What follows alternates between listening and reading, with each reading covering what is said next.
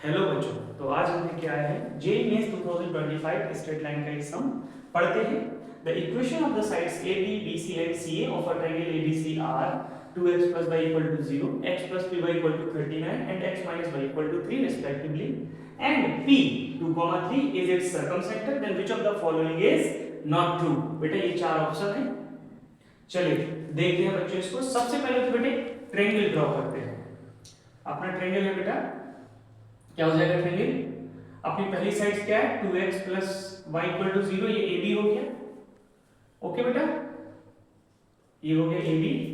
और बेटा AC कितना दिया है देखिए जरा, AC कितना है x minus y equal to 3। और बच्चों BC the middle one x plus py is equal to 39। ठीक है बच्चों, अब आप समझिए सबसे पहले हम इन दोनों AB और AC का पॉइंट ऑफ इंटरसेक्शन फाइंड कर लेते हैं। तो इन दोनों को ऐड कर देते हैं बेटा, AB और AC को ऐड करिए तो देखिए y से y कट हो जाएगा, 3x is equal to 3, x equal to बेटा 1 आ गया। अगर आप x यहाँ पे 1 रखेंगे तो y कितना आएगा -2। ठीक है बच्चों, अब पूरी कहानी सुनिए बेटा। इस पिक्चर में क्या है, ये बेटा आपका डेफिनेशन जो है सर्कमसेंटर का, ये डेफिनेशन ऑफ सर्कमसेंटर से ही सॉल्व होगा। क्या होता है बेटा सर्कमसेंटर का definition? In a triangle the point of intersection of perpendicular bisectors of each side. मतलब बेटा अगर ये जो साइड लिखी हुई है, ये जो आपकी AC है, इसका जब आप परपेंडिकुलर बाइसेक्टर लेंगे बेटा, तो परपेंडिकुलर का मतलब क्या होता है बेटा, AC पे एक 90 डिग्री की लाइन। बाइसेक्टर का मतलब होता है D मिड पॉइंट होगा, यानी कि AD is equal to DC। AD is equal to DC, तो D हो जाएगा मिड पॉइंट, यानी कि D is bisecting the line AC। और परपेंडिकुलर का मतलब होता है बेटा कि ये जो लाइन आपने बनाई है, ये 90 ड्रॉ करेगी आपकी AC साइड के साथ। तो बच्चों एक बात बताइए, अगर आपको किसी पॉइंट का इमेज निकालना हो किसी लाइन के रिस्पेक्ट में, तो क्या वो इक्वल डिस्टेंस पे होता है? मतलब अगर ये P यूनिट है तो इसका इमेज भी P यूनिट पे जस्ट अपोजिट, जो भी कोऑर्डिनेट होगा आपकी इमेज का, वो भी P यूनिट डाउन होगा यहाँ पे, ऐसे कुछ।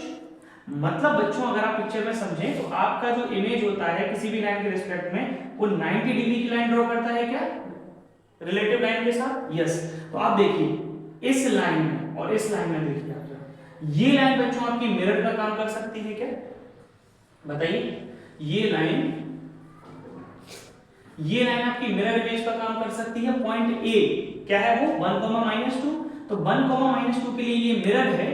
तो बेटा अगर आप इस पॉइंट का इमेज निकालेंगे तो क्या वो पॉइंट C आएगा क्या?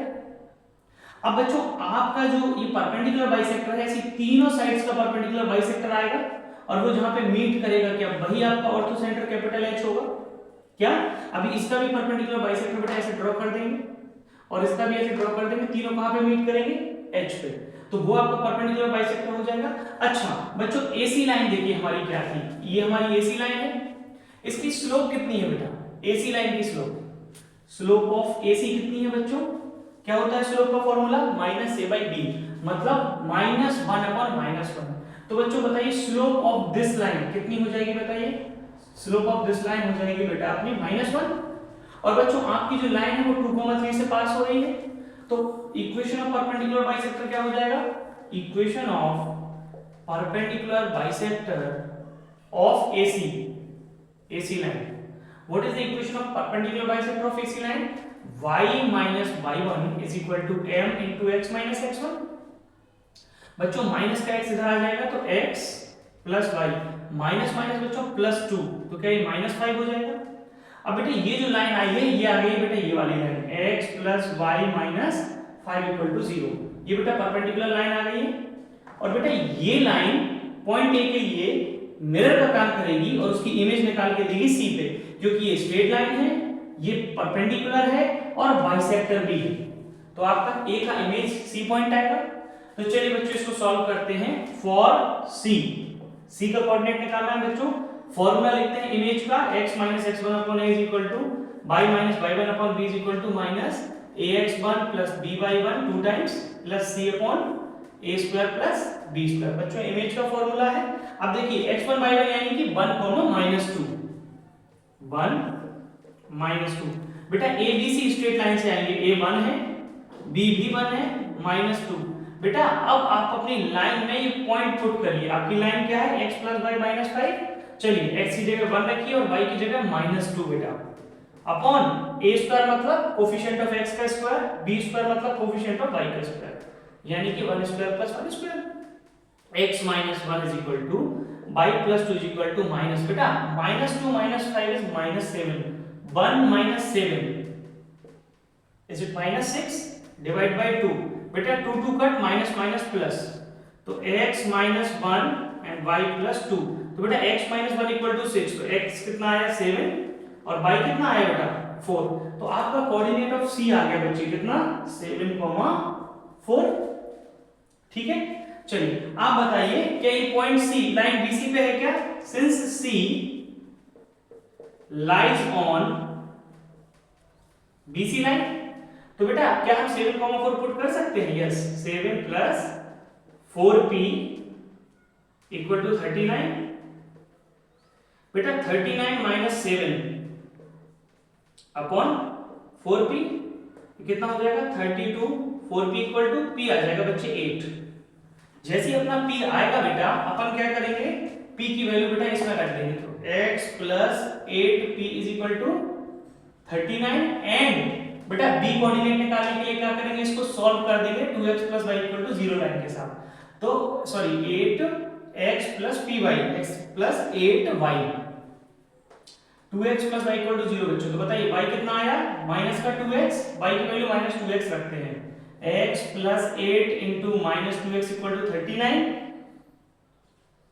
बेटा 8 2 जा -16, x minus 16x minus 15x is equal to 39, तो बेटा x कितना आ गया अपना 39 बाई -15, तो y कितना आ जाएगा बेटा -2 इंटू x 39 बाई -15, बच्चों थोड़ा सा कैलकुलेशन को अच्छे से चेक कर लीजिएगा, ये आपका P8 आया है,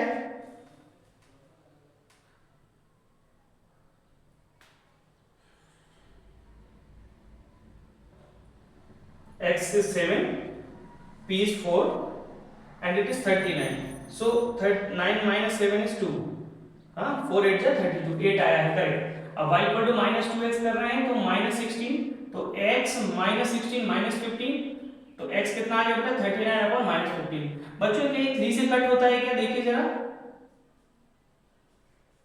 यस -13/5, बेटा माइनस माइनस तो प्लस हो जाएगा, और ये कितना हो गया 2 इंटू 3 से कट करिए 3 13 जा और ये 5 कितना हो गया 26/5, तो बच्चों आपके b का कोऑर्डिनेट आ गया कितना आया 13/-5, 26/5।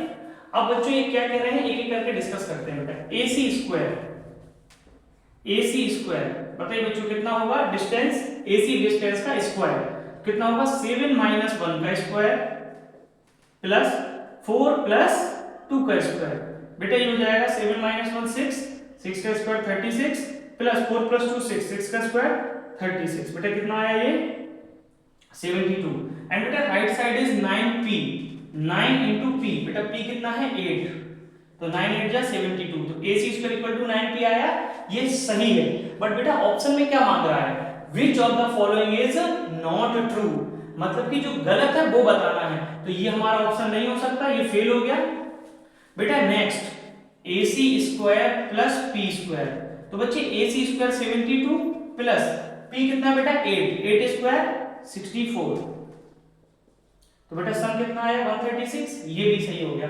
अब तीसरे में बेटा एरिया ऑफ ट्रायंगल ABC पूछा है, क्या पूछा है बच्चों, एरिया ऑफ ट्रायंगल ABC, तो हम एरिया ऑफ ट्रायंगल ABC निकालने के लिए हमारे पास तीनों पॉइंट है, तो चलिए area of triangle ABC find करने की कोशिश करते हैं।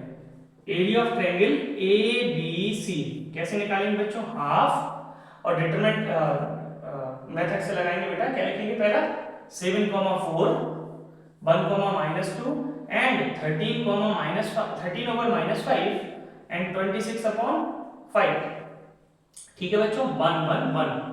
अब बच्चों क्या करेंगे, इसको ओपन करेंगे 1/2, बेटा 7 -2 -26/5, समझ रहे हैं 7, इसका रो और कॉलम छोड़ेंगे, -2 1 या 2 एंड -26 into 5 -4 बेटा 1 + 13/5 + 1 26/5 माइनस 26/5। देखिए बच्चों यहां से ये कितना हो जाएगा, तीसरा वाला देखिए गौर से, 1 into 26/5 minus 13/-5 into 2 minus minus plus 26/5, लेकिन एक माइनस फॉर्मूले से आएगा बेटा, तो ये तो जीरो हो गया। ठीक है, यहां से बच रहा है बेटा 1/2 माइनस 10 माइनस 26 माइनस 36/5 माइनस 4 बेटा 5 एलसीएम तो 18/5। अब बच्चों 1/2 इज ओके, ये देखिए आपका 5 एलसीएम आ गया बच्चों। अब दोनों में से बेटा 18 कॉमन ले सकते हैं आप, दोनों में से देखिए 18 कॉमन आएगा तो ये आएगा 7 into -2 माइनस 4, 18/5 कॉमन है बेटा, तो यहाँ पे कितना आ गया 1/10 minus 14 minus 4 minus 18 minus 14 minus 4 minus 18।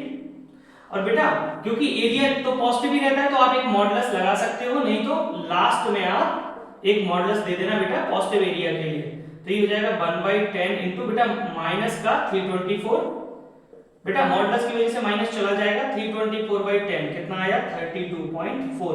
तो बच्चों यहाँ पे एरिया ऑफ ट्रायंगल एबीसी कितना आया 32.4। तो बेटा देखिए दूसरा वाला ऑप्शन भी सही था, यानी कि आपकी रिक्वायरमेंट के हिसाब से वो गलत हो गया।